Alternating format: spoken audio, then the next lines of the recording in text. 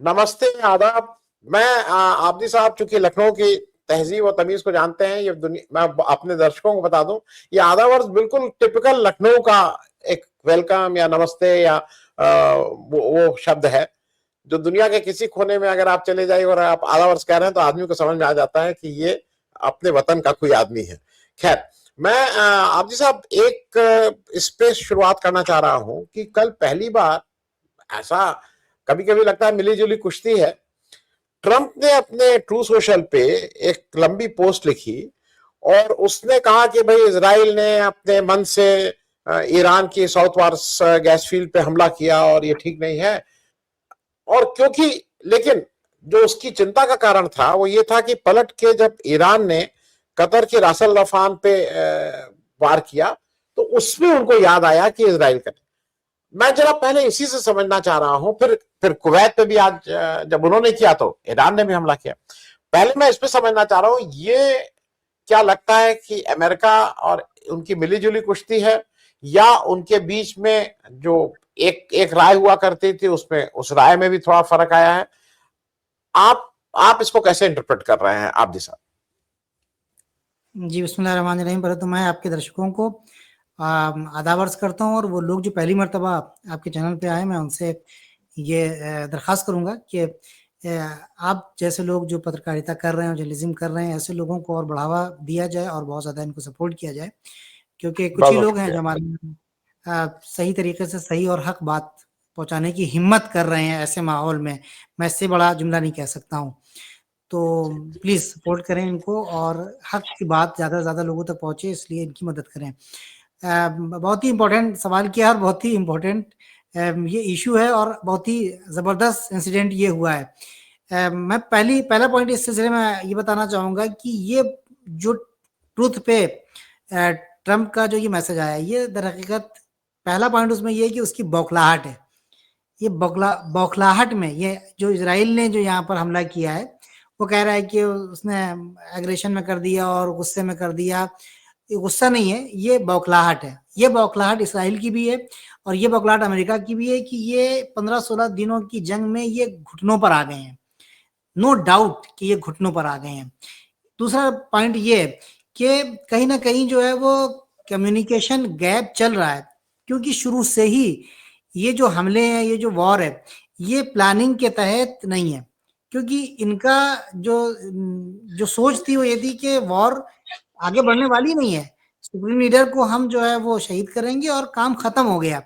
लेकिन उसके बाद जिस तरीके से ईरान ने जिस तदबीर के साथ, जिस प्लानिंग के साथ और जिस स्ट्रेटेजी के साथ विद इन यानी आवर्स हमले करना शुरू किए हैं और उसके बाद इनके नाक में दम कर दिया है, न खाली इनके नाक में दम किया बल्कि वो तमाम इनके अलाइज जो रीजन में थे, जो जिनके ऊपर इनको भरोसा था कि हम यहाँ से ये काम करेंगे, वो स्ट्रेटेजी और प्लानिंग जिसके बारे में इनको शानो गुमान में भी नहीं था, ये सोच भी नहीं सकते थे, वहां से इन्होंने ये काम किया। ये जो बौखलाहट है, ये बौखलाहट इस बात की नहीं है खाली कि हम हार रहे हैं, बल्कि ये बौखलाहट इस बात की भी है कि इनके जो एसेट्स हैं और इनके जो बेनिफिट्स हैं, यहाँ पर इंटरेस्ट हैं इनके जो रीजन में, वो बुरी तरीके से बर्बाद हो रहे हैं और बुरी तरीके से उनको नुकसान हो रहा है। जाहिर सी बात है, उनकी आइडियोलॉजी जो है वो वही वाली है, पैसा कमाना, अपना फायदा देखना। और जहां पर ये फायदा जो है वो देखिए, आप कितनी यानी एक ही आप अगर ट्रंप का ये मैसेज देखें आनंद जी, तो वाकई हंसने की बात है। शुरुआत में कहा कि ये इसराइल ने किया था, गोया तुम ये बताना चाहते हो कि हमारा और इसराइल का कोई बहुत ज्यादा कम्युनिकेशन नहीं है। दूसरी बात ये है कि हमें बड़ी शर्मिंदगी है, हमें अफसोस है, आइंदा ऐसा नहीं होगा, इस टाइप की बात करें, आइंदा इसराइल अटैक नहीं करे। क्या मतलब हुआ इसका? इसका मतलब ये होगा कि हम माफी चाहते हैं, तुम खुल के माफी नहीं मांग पा रहे हो, तुम कह रहे हो कि आइंदा इसराइल ऐसा नहीं करेगा, हो गई एक बात, गलती हो गई, माफ कर दीजिए। और फिर बाद में तुम ये कह रहे हो कि अगर अब आपने कतर पे किया, ये क्यों कहा जा रहा है कि दोबारा कतर पे? तुमसे क्या लेना देना कतर का है? कतर के गैस के ऊपर जो है, जो प्लांट है उनका, वो जो जगह है वहां पे तुमने, बहुत ही स्ट्रेटेजिक जगह है, बहुत ही इंपॉर्टेंट जगह है, तुम उसके बारे में क्यों बातें कर रहे हो? उसके बारे में इसलिए बातें कर रहे हो वहां पर तुम्हारा इंटरेस्ट, तुम्हारा शेयर पोशीदा है। देखिए, अमेरिका ने इस तरीके से, जो अमेरिका का पूरी दुनिया में स्पेशली मिडिल ईस्ट में जो सिस्टम है, या तो डायरेक्टली है या इनडायरेक्टली, हो सकता है कि गैस प्लांट में शेयर एक किसी शेख का हो जो टर्बन लगाए हुए हो, या क्या कहते हैं वो अपना पहने हुए हो अरब वाला लिबास, और लेकिन वो घूम फिर के जाके उसका इंटरेस्ट पहुंचता है इसराइली कंपनी के पास, या मेरे पास इतना टाइम नहीं कि मैं पूरे तरीके से आपकी खिदमत में अर्ज करूं। कल या परसों इंशाल्लाह जब हम आपकी खिदमत में आएंगे तो मैं आप बयान करूंगा आपकी खिदमत में, अगर वो रिसर्च जो मैं करना चाह रहा हूँ वो अगर सही तरीके से अंजाम तक पहुंच गई तो। वो घूम फिर के पहुंचती है, वो अमेरिका का उसमें अच्छा खासा शेयर होता है, अच्छा खासा इसराइल का शेयर होता है। और ये बात ईरान को पता है, ईरान ने इसको क्लियर किया हुआ है कि हम रीजन में अपने पड़ोसियों को नुकसान नहीं पहुंचा रहे हैं, हम जो नुकसान पहुंचा रहे हैं वो अमेरिकन को नुकसान पहुंचा रहे हैं, इसराइल को नुकसान पहुंचा रहे हैं और पहुंचाते रहेंगे, इसमें कोई दो राय नहीं है। तो अब यहाँ पर दो बातें निकलती हैं। पहली बात ये निकलती है कि इनकी बौखलाहट है, और इस बौखलाहट में ये माफी भी मांग चुके हैं, माफी मांग रहे हैं, माफी मांगने की कोशिश कर रहे हैं। खुद अमेरिका के अंदर रिपब्लिकन्स के अंदर जो है वो दो धड़े हो गए हैं। वो जो मागा वाला इनका चल रहा था उसके अंदर भी दो धड़े हो गए हैं। वो लोग कह रहे हैं कि क्यों हमारे यानी सोल्जर्स को तुम और हमारे एसेट्स को, हमारे फाइटर जेट्स को, हमारी आर्मी को नुकसान पहुंचा रहे हो, ये जंग अमेरिका की है ही नहीं। आपने जो है केंट का वो इस्तीफा भी देखा होगा, वो पूरा उसका जो उसने पैगाम दिया है वो भी उसमें आपने पढ़ा होगा, वो जो उसने चीजें रिवील की हैं वो सब आपने उसमें, वो सारी बातें परसों से चल रही हैं यहाँ पर। यानी इसका मतलब ये हुआ कि अब ट्रंप बुरी तरीके से बौखलाया हुआ है, परेशान है। और दूसरी तरफ से इसराइल को ये खौफ सता रहा है और नेतन्याहू को ये डर सता रहा है कि कहीं वो इसको अपने यानी अमेरिकन के दबाव में आने की वजह से, आने के बाद कहीं वो इसको अकेला ना छोड़ दे। और ये एक बहुत बड़ी चीज आ रही है जो एनालिस्ट यहाँ पर आके बयान कर रहे हैं। और ऐसा बहुत मुमकिन है कि अमेरिकन के दबाव में आने के बाद वो ये कहें कि ऐसा भी हमारा इससे कोई लेना देना नहीं है, हम इससे बाहर निकले। अगर ये बाहर, और ये जो गैस के ऊपर इसराइल ने हमला किया है कल वाला, ये दरअसल इसको बनाए रखने के लिए किया है, यानी इस जंग में ट्रंप को बनाए रखने के लिए किया है। और ये बहुत इंपॉर्टेंट चीज है। जी जी। अब साहब एक चीज और बताइए, आज एक और वहां से, अब असल में अमेरिका का भी समझ में नहीं आता वो कैसे क्या खबर प्लांट करा रहा है। हुआ कि वहां के जो डिफेंस मिनिस्टर और उनके फॉरेन मिनिस्टर, मतलब सेक्रेटरी बोलते हैं हम लोग, उन लोगों के घर के ऊपर ड्रोन नजर आए। तो हम लोग कहा भाई ईरानी ड्रोन अगर पहुंच गए हैं वॉशिंगटन डीसी में इनके घर के ऊपर, तो फिर तो अब कौन सी वॉर, मतलब अब तो ये कभी कभी लग रहा है ये खुद अपना ही कुछ अफवाहें फैलाने में ये सब भी मास्टर है। वो ड्रोन अपना ही ड्रोन लगा के अपना ही कुछ करके। जी जी, मैं इस पे जरा आपकी टिप्पणी चाहूंगा। अभी अभी जब ये नैरेटिव बन गया अमेरिका में, जो कैंट कोई छोटी मोटी शख्सियत नहीं है, ये बहुत बड़ी शख्सियत है। कितने मेडल्स इसको मिले हैं। इसकी बीवी जो है पहली, वो वहां मारी गई थी सीरिया में, और सीरिया में ये रहा है। ये एंटी टेररिज्म उसका जो क्या कहते हैं, उनकी जो एक जिसे कहते हैं कि एक शोभा है, ये उसका हेड रहा है। तो जाहिर सी बात है कि कोई छोटी मोटी शख्सियत नहीं है। उसने अंदर की बातें अपने उस इस्तीफे के अंदर लिखी हुई हैं। अभी एक नैरेटिव जो है वो बन गया है अमेरिका में कि ये अमेरिका की जंग नहीं है। उसने वहां पर यह कहा था कि ईरान से हमें कोई खतरा नहीं था, हमको अमेरिका को ईरान से कोई खतरा नहीं था। और ये बात लोगों के जहन में बैठ रही है और बैठनी भी चाहिए। अब यहाँ पर अमेरिका और इसराइल, इनकी जो शैतानत है उसका एक काम जो है वो फॉल्स फ्लैग से काम लेना है। यानी अब वो ये नैरेटिव बिल्ड करना चाहेंगे, देखो अमेरिका, ईरान इतना खतरनाक हो गया है कि वो अमेरिका तक भी जो है पहुंच रहा है, जबकि ये चीज अभी इस वक्त सोची नहीं जा सकती है। नामुमकिन नहीं कह सकते हैं, लेकिन अभी इस वक्त जो है वो सोची नहीं जा सकती है। तो इस वक्त अमेरिका और इसराइल ये प्लानिंग कर रहे हैं। और इससे पहले भी हमको देखने को मिला कि जब अरामको पर हमला हुआ तो बाद में पता लगा कि ये ईरान ने नहीं बल्कि अमेरिका और इसराइल ने करवाया है। जब हमने कतर में देखा तो कतर में मुसाद के जासूस पकड़े गए, सऊदी अरबिया में मुसाद के जासूस पकड़े गए, यूएई में मुसाद के जासूस पकड़े गए, सिर्फ इसलिए ताकि वो इस तरह की कोई हरकत करें कि जिसका ब्लेम आए लौटकर क्या कहते हैं ईरान के ऊपर। इसराइल ने खुल के कह दिया, उसका रब्बी है यूसुफ कुछ करके नाम है उसका, वो कह रहा है कि हम ये काम कर रहे हैं और हम बैतुल मुकद्दस के ऊपर यानी मस्जिद अक्सा के ऊपर भी हमला करवाएंगे, ताकि इसके जरिए से अरब जो हैं वो इसका ब्लेम ईरान के ऊपर लगाएं और ईरान के ऊपर लगाने के बाद वो ईरान के खिलाफ हो जाएं। बहुत इंटरेस्टिंग बात मैं आपकी खिदमत में अर्ज करूं कि आज जो है वो अरब ममालिक की आज सुबह जो अरब ममालिक की मीटिंग हुई थी, और उसमें सऊदी अरबिया के जो फॉरेन मिनिस्टर हैं प्रिंस फैसल, उनका नाम है, वो जनाब आने के। पहली बात तो ये है कि अरबों को साथ में बैठना चाहिए, जरूरी है कि साथ में बैठ के मीटिंग करें, चर्चा करें, मंथन करें कि क्या हो रहा है, ये सारी चीजें जो हुई हैं उसकी वजह क्या है, उस जड़ को तलाश करें।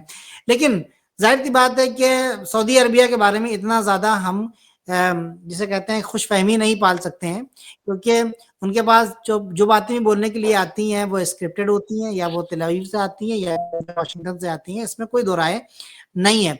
लेकिन यहाँ पर एक बात जो है वो बहुत ही काबिले गौर है, वो ये कि आपने, वो कह रहे हैं कि ईरान ऐसा है, ईरान रीजन में प्रॉब्लम कर रहा है, ईरान ने सीरिया में ये किया, ईरान ने फला जगह पे ये किया, वो सारे ब्लेम्स ईरान के ऊपर लगा रहे हैं। सवाल यहाँ मुद्दा ये है ही नहीं। यहाँ पर मुद्दा आनंद जी ये है कि ईरान के ऊपर हमला हुआ, बहुत दो चार की बात है, ईरान के ऊपर हमला हुआ, और ईरान की पोजीशन, ईरान चाहता क्या है, ईरान के ऊपर हमला क्यों हुआ, ईरान के सुप्रीम लीडर शहीद हो गए हैं, जो टॉप लीडरशिप थी, जो कमांडर थे वो शहीद हो गए हैं।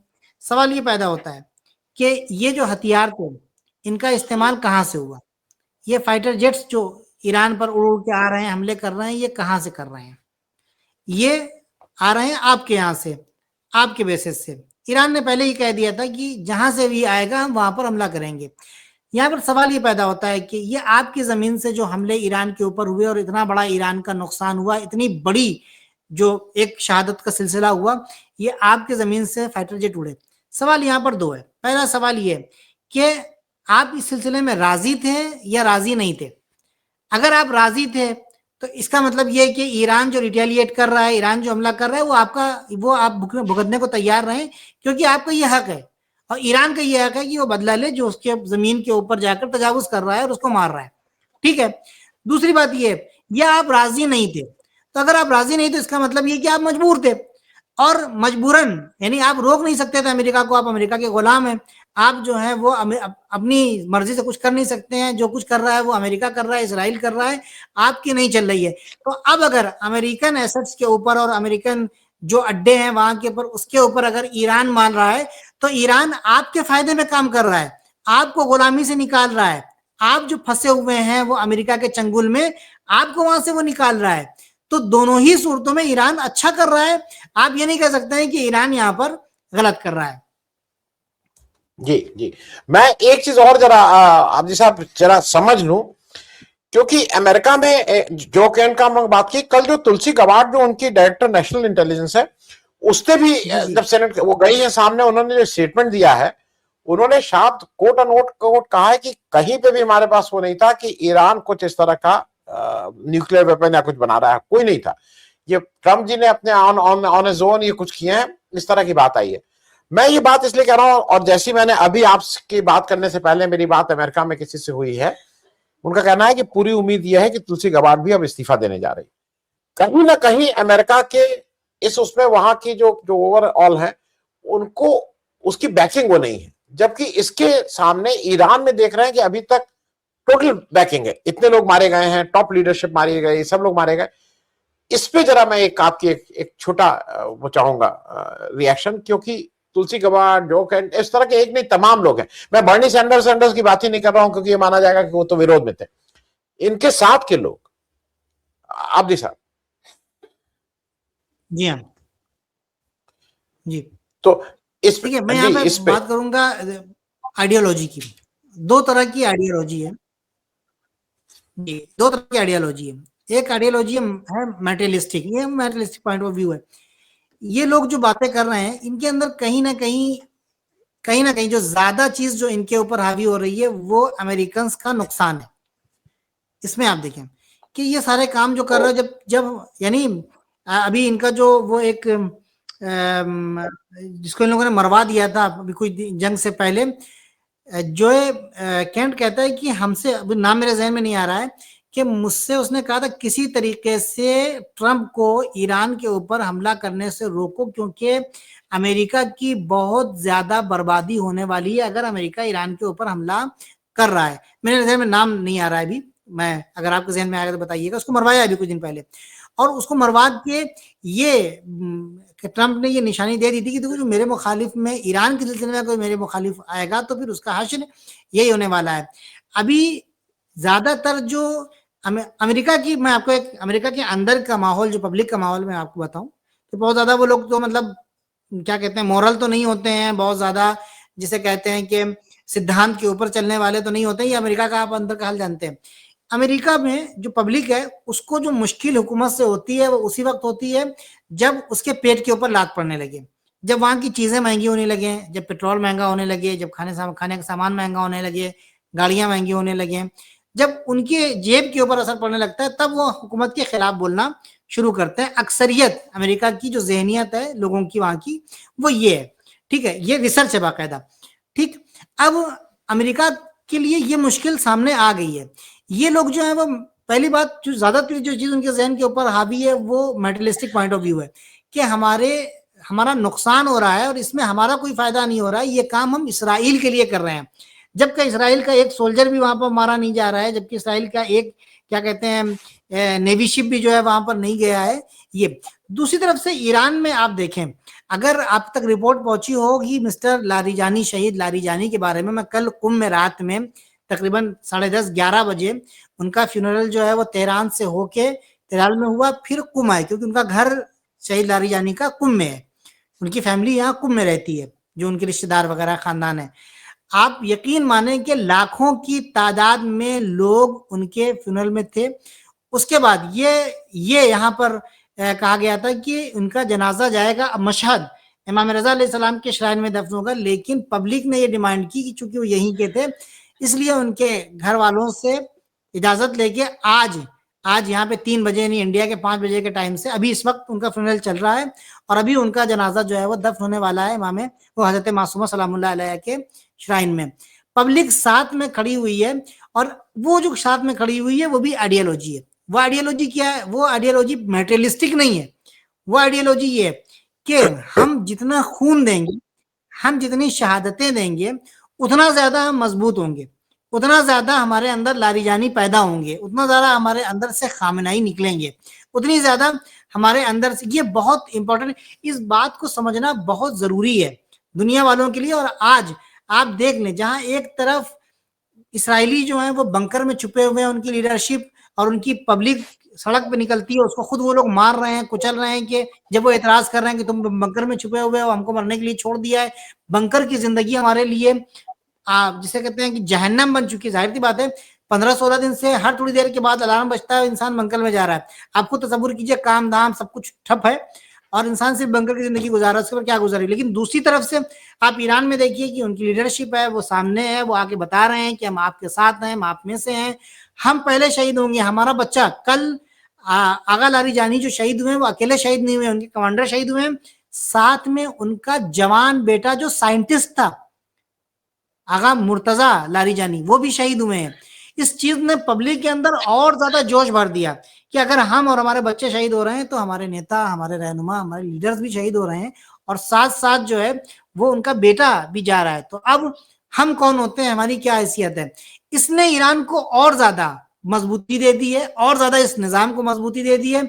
और आप ये देखें कि फौरन ही उनकी शहादत की थोड़ी देर के बाद आगा जलीली जो खुद एक बहुत बड़ी शख्सियत है उनको उनकी जगह अपॉइंट कर दिया है सुप्रीम लीडर आयतुल्लाह मुश्तबा खामनाई ने। तो ये जो जंग है ना, ये मुकम्मल तौर पर शख्सियत की या लोगों की जंग नहीं है आनंद जी, ये आइडियोलॉजी की जंग है। इस वक्त हमको सोचना पड़ेगा कि हमें ये जो वर्ल्ड ऑर्डर तब्दील हो रहा है इस वक्त, और अभी एक और बात पॉइंट मैं आपकी खिदमत में अर्ज करता चलूं कि इस वक्त अमेरिका के साथ प्रॉब्लम यह है कि अभी 15-20 दिन पहले तक पूरी दुनिया में अकेला फैसला लेने वाला जो मुल्क था पूरी दुनिया के लिए वो अमेरिका था, यानी पूरी दुनिया की दादागिरी किसी के ऊपर भी, हमारा मुल्क भी उससे अछूता नहीं है। और आपके सामने मौजूद है रूस से तेल लेने की बात, ठीक है।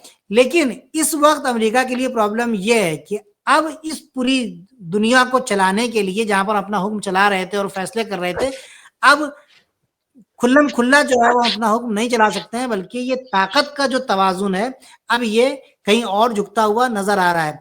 ये तमाम मैसेजेस हैं रीजन के लिए भी, यहाँ वालों के लिए भी, खाड़ी के देशों के लिए भी और दुनिया के दूसरे देशों के लिए भी।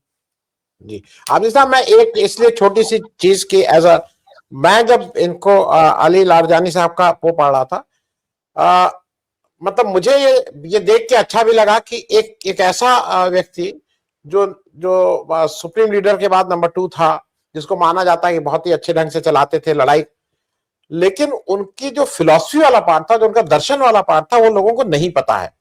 5 किताबें लिखी और उसमें से 3 किताबें इमैनुअल कांट, जो 18वीं सदी का जर्मन बड़ा फिलोसफर है, उसके ऊपर, मतलब मेटाफिजिक्स, और जिन शब्दों को, जिन सब्जेक्ट्स को चूज किया, वो बहुत मुश्किल गहन सब्जेक्ट है, उसको समझना मुश्किल चीजें हैं।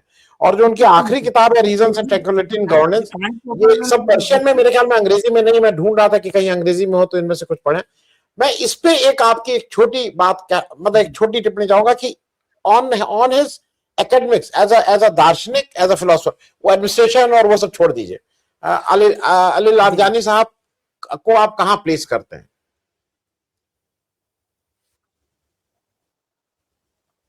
देखिए, अली लारीजानी साहब का अगर बैकग्राउंड देखा जाए तो अली लारीजानी साहब जो हैं वो आयतुल्ला आमूली के बेटे हैं, जो एक मर्जा थे, मर्जा तकलीद थे, यानी जिनको लोग फॉलो करते थे। इनका घराना जो है वो खुद बहुत ही आलिम घराना है, विद्वान खानदान है इनका, ठीक है। अली लारीजानी जो है वो, ये लोग 3-4 भाई हैं। एक ये अली लारीजानी साहब हैं, एक इनके भाई हैं जहरन अहमद लारीजानी, हाँ लारीजानी साहब हैं, जो इस वक्त बड़ी पोस्ट पर हैं, जो आयतुल्ला हैं, और वो मसलहत तशखीस निज़ाम, यानी एक ऐसी कमेटी है कि जब भी पार्लियामेंट में कोई कानून या रूल पास होता है, तो जब तक ये वाली जब अगर लारीजानी इनके जो बड़े भाई हैं, जब तक वो उसके हेड है, जब तक वो उसको पास नहीं करेंगे, ईरान में कोई कानून पास नहीं हो सकता है। इनके एक छोटे भाई हैं कि जो एक दूसरी पोस्ट में, मुझे उनके बारे में नहीं पता है कि किस पोस्ट पे हैं वो। पहली बात तो ये कि ये पूरा घराना, और सब पढ़े लिखे हैं, एक से एक बेहतरीन स्कॉलर्स हैं ये। उसके बाद जो खास तौर पर आगा लारीजानी है, यानी अली लारीजानी जिनकी शहादत हुई है, ये दामाद हैं शहीद मुताहरी के, उस्ताद शहीद मुताहरी। इनके बारे में आपको अगर नहीं पता है तो मैं बताता चलूं कि सैकड़ों की तादाद में इनकी बुक्स हैं, और इमाम खुमैनी ने शहीद मुताहरी को अपना बेटा कहा था, और साथ साथ ये भी कहा था कि शहीद के मुताहरी की किताबों को पढ़ो, क्योंकि उसके अंदर तुम्हारे लिए आइडियोलॉजी क्लियर होती है। और इस वक्त पूरे ईरान में बहुत ज्यादा जो पढ़ी जाने वाली किताबें हैं वो शहीद मुताहरी की किताबें हैं। आयतुल्ला आगा लारीजानी जो है वो शहीद मुताहरी के दामाद हैं, ठीक है। तो आप ये देखें कि इनका जो इल्मी सिलसिला है वो कहाँ से शुरू हुआ है। वालिद मर्जा तकलीद है, ससुर जो है वो खुद एक बहुत बड़ी शख्सियत है। शहीद इमाम खामनाई ने इनको अपना भाई कह के खिताब किया है कि आप मेरे भाई हैं, ठीक है। ये एक तरफ। इन्होंने जो ग्रेजुएशन किया था, जो ग्रेजुएशन इन्होंने शरीफ यूनिवर्सिटी से किया था, वो मैथ्स में ग्रेजुएशन और मास्टर्स, मैथ्स में ग्रेजुएशन किया है, और मास्टर्स इन्होंने किया कंप्यूटर साइंसेज में। और उसके बाद इन्होंने आने के बाद जो पीएचडी की है वो फिलोसफी में की है, इस्लामिक फिलोसफी और वेस्टर्न फिलोसफी। और साथ ही इन्होंने जो कांट के ऊपर जो आप किताब का तस्करा कर रहे हैं, ये किताब दरअसल उनकी थीसिस है पीएचडी की, उन्होंने उसके ऊपर ये थीसिस जो उन्होंने कांट के ऊपर लिखी थी। इन तमाम चीजों के अलावा, ये तो इल्मी उनकी हैसियत है, इन तमाम चीजों के अलावा वो इनकलाब की बहुत अहम शख्सियत है। शुरुआत से लेकर अब तक वो इनकलाब की अहम यानी किरदार जो है वो माने जाते रहे। रहबर इनकलाब के बहुत नजदीकी वो अफराद जो रहबर इनकलाब को, शहीद इमाम खामनाई को मजबूती देने वाले थे, सही तरीके से उनको सही राय देने वाले थे, उनमें से एक शहीद अली लारीजानी है। और यह यकीनन ये तमाम चीजें इसीलिए हैं क्योंकि उनकी पढ़ाई, उनकी एजुकेशन और उनका इस रुतबे के ऊपर, और ख़ास तौर से जब इंसान फ़लसफ़ी होता है, इत्तेफाक से मेरा भी सब्जेक्ट जो है वो फ़िलॉसफी है, तो जब इंसान जो है वो फ़लसफ़ी होता है तो उसका ज़हन जो चलता है ना, वो इधर उधर की चीज़ों में नहीं जाता है, वो ऊंची चीज़ें सोचता है, वो मसाइल को हल करने की सलाहियत उसके अंदर पैदा होती है और वो जड़ तक पहुंच जाता है, क्योंकि फ़लसफ़ी दिमाग जो होता है वो बहुत दूर की सोचता है, ठीक है। तो अब यहाँ पर कहने का मतलब ये है कि आगा लारीजानी जब दर्शन शास्त्र के एक माहिर थे, तो इस एतबार से भी, और उनकी नज़र न सिर्फ जो है वो वेस्टर्न फिलोसफी के ऊपर थी, इंडियन फिलोसफी के ऊपर भी थी। जहां जितने भी फिलोसफिकल सेक्ट्स हैं उनके ऊपर भी उनकी महारत थी, इस एतबार से उनकी बहुत अहमियत है। किताबें अगर इंग्लिश में मैं देखता हूँ, अगर यहाँ पे मिल जाती हैं तो मैं इंशाल्लाह प्रोवाइड करने की कोशिश करूंगा आपके लिए। जरूर जरूर, बहुत बहुत शुक्रिया आप जी साहब बातचीत करने के लिए, क्योंकि मुझे ऐसा लगता है ना कि ये पहली बार एक ऐसी वॉर मेरी याद में है जिससे पूरी दुनिया उससे प्रभावित है। हर दुनिया का कोई ऐसा खित्ता नहीं है जिसका इस वॉर से मतलब ना हो। और पहली बार मैं ये देख रहा हूं, जैसा आपने भी कहा, कि अमेरिका पहली बार बिल्कुल अलग थलग है। उसके पिछलग्गू बनने में भी कोई तैयार नहीं है। उसके पिछलग्गू भी उसके यहां से निकल रहे हैं और बाहर निकल के कह रहे हैं कि नहीं नहीं। मैं यहाँ पर एक मैं प्लीज प्लीज। मैं यहाँ पर एक बात करना चाहूंगा। अलग थलग तो पढ़ना पड़ेगा, उसको अलग थलग जाना पड़ेगा। मैं यहाँ पर एक बात कहूँ कि देखिए, ईरान की वार को आप इस तरीके से देखें, ये इसके अलावा दुनिया में कहीं और ये वार नहीं हुई है। यह 1400 साल पहले करबला में वार हुई थी इमाम हुसैन अलैहिस्सलाम की यजीद से। वहां पर भी यही, ये तमाम की तमाम आइडियल जो है वो इमाम हुसैन अलैहिस्सलाम है। शहादत जो है वो इमाम हुसैन अलैहिस्सलाम, हम सारा शिया आइडियोलॉजी, इस्लामिक आइडियोलॉजी जो है वो उसका वहां से सिलसिला जुड़ता है जाके। वहां पर भी कहीं भागना नहीं है, कहीं झुकना नहीं है, जुल्म के खिलाफ खड़े रहना है, मजलूम का दिफा करना है। मजलूम हमेशा जो है वो जालिम कोई बात कह रहा है उसे कबूल नहीं करना है, उसे कंडम करना है। ये सारे जो वैल्यूज हैं वो वहां से ली गई हैं। ये एक वो जंग है। उसके बाद आप देखें कि ईरान, उसके अलावा कोई दुनिया में कोई और जंग आपको नहीं मिलेगी, ऐसी जंग आपको नहीं मिलेगी। आप, मेरा चैलेंज है। उसके बाद ईरान में जो जंग हुई है, फिर वही जालिम और मजलूम की जब सद्दाम ने हमला किया था और 40 कंट्रीज दुनिया की सद्दाम को बैकअप दे रही थी और ईरान ने 8 साल तक जंग की। उस वक्त जब शहीद हुए हैं ना, ये शहीद मुतहरी जब शहीद हुए हैं, तो इमाम खुमैनी ने जुमला कहा था, मार डालो, तुम मार डालो, कत्ल कर डालो, लेकिन तुम ये जान लो कि तुम हमें मिटा नहीं सकते हो। एक शहीद मुतहरी, एक मुतहरी जाएगा, हजारों मुतहरी हमारे अंदर से पैदा होंगे। इमाम खुमैनी से पूछा गया कि आपके सोल्जर्स कहाँ हैं, तो उन्होंने कहा कि हमारे सोल्जर्स माओ की गोद में पल रहे हैं। वो अभी देखने को मिल रहा है, जो वीडियोस आ रहे हैं कि औरत जिसका जवान बेटा शहीद हो गया है, वो उसके जनाजे के ऊपर खड़ी है, कह रही है बेटा तुमने मुझे खुशहाल कर दिया, जाओ तुम्हें मुबारक हो शहादत। ये वो चीजें हैं जो इन माओ के अंदर जोश भर रही हैं। ये वो चीजें हैं जो इस ईरान को मजबूत कर रही हैं। यहाँ पर दो चीजें हैं, देखें, जो मुकाबले वाली, सामने वाली जो आइडियोलॉजी वो ये है कि अपने आप को बचा के निजाम को मजबूत करना है। यहाँ की आइडियोलॉजी ये है कि अपने, एक मौका वो आता है जहां पर अपनी जान देकर और शहीद होकर इस निजाम को मजबूत करना है। इस निजाम को, यहाँ अयतुल्लाह खामनई ने जो शहादत दी, क्या उनको नहीं पता था कि हमारे पर हमला हो सकता है? बिल्कुल पता था, एग्जैक्टली पता था उनको। वो सारे झूठ हैं कि वो 60 या 40 फीट जो है वो अंदर, वो सॉरी 40 मंजिला नीचे जमीन के अंदर चलना, उनको पता था, वो हमेशा वहीं पे रहे हैं, उनको पता था। लेकिन यहाँ पर जान दे के सिस्टम को मजबूत करना। आप देख रहे हैं कि पूरी दुनिया में इस वक्त अगर मोहब्बत के साथ, इज्जत और एहतराम के साथ किसी का नाम लिया जा रहा है तो वो इमाम शहीद खामेनेई और उनके साथ शहीद होने वाले उनके साथी हैं। और नफरत के साथ जिसका नाम लिया जा रहा है वो ट्रंप और नेतन्याहू हैं। इस बात से कोई इनकार नहीं कर सकता है दुनिया में। बहुत बहुत शुक्रिया आब्दी साहब बातचीत करने के लिए, बहुत बहुत शुक्रिया, थैंक यू। जी आपका बहुत बहुत